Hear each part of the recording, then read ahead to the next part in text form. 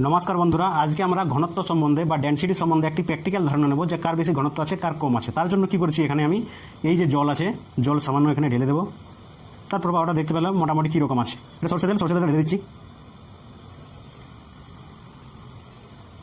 এটা তো পেট্রোল আছে সামান্য, এটা ঢেলে দিচ্ছি, ঢেলে দিলাম।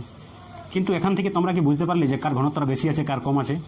আমার এখানে মনে হচ্ছে দেখে নিয়ে যে জলের ঘনত্বটা সবথেকে বেশি মনে হচ্ছে, তেলটা সবথেকে মনে হচ্ছে, কারণ তেলটা ধীরে ধীরে আছে ওই জন্য জলটা তাড়াতাড়ি গেছে, পেট্রোলটা অনেক তাড়াতাড়ি গেছে, কারণ পেট্রোলটা একদম কম ঘনত্ব আমাদের হতে পারে। ঠিক আছে, জলটা সম্বন্ধে একটু বোঝা যাচ্ছে না জলটা বেশি ঘনত্ব না কম ঘনত্ব আছে। তিনটাই কিন্তু জিনিস এখানে বেশি দিয়েছি, জল আছে প্লাস পেট্রোল আছে প্লাস সরষে তেল আছে।